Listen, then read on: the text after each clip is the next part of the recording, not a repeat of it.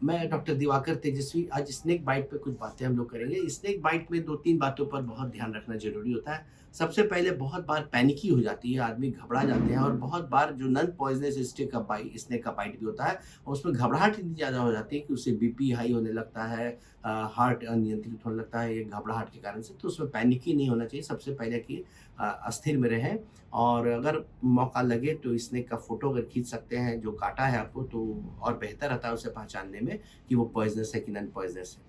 अगर snake bite काटी है तो उसके प्राथमिक उपचार करने चाहिए। उसमें है कि आपका जहाँ पर काटा है वो अंग को टाइट, वहाँ आस-पास में रिंग है, कोई प्रेशर पॉइंट है तो उसे हटा देना चाहिए।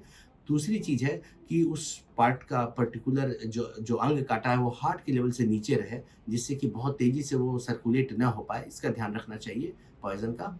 तीसरी चीज़ है कि नज़दीक में अगर टेडवैक का सुई पड़ता है तो वो टेडवैक की सुई भी पड़ती है उसमें। चौथी चीज़ है कि कभी-कभी ये देखा गया है कि स्नेक बाइट जहाँ पर हुआ है, वहाँ इन्फ्लेमेशन, सूजन, पहले तो लालीपन आती है और उसके बाद एलर्जिक रिएक्शन हो रही है कि नहीं, बहुत नोच रहा है कि नहीं। अगर उस तरह की एलर्जिक रिएक्शन या खुजली-नोचनी वहाँ पर होती है, तो उसमें एंटी एलर्जिक क्रीम भी लगा सकते हैं। इसके अलावा लेकिन उस पर कोई प्रेशर नहीं देना है, जो स्नेक बाइट के पॉइंट है, ये इसका ध्यान रखना है। स्नेक बाइट के अगेंस्ट जो एंटी वेनम होता है, वो बहुत महत्वपूर्ण रोल प्ले करता है और प्रेफ़रेबली 4 घंटे के अंदर उसे पड़ जाना चाहिए एंटी वेनम का। और 4 घंटे के अंदर पड़ता है तो बहुत ज़्यादा कारगर होता है, लेकिन 12 घंटे के अंदर भी पड़ता है तो बहुत जान बचाने में कामयाबी हो सकती है उसके द्वारा। तो ये एंटी वेनम जो है हर जगह उपलब्ध रहती है, सरकारी अस्पतालों में भी।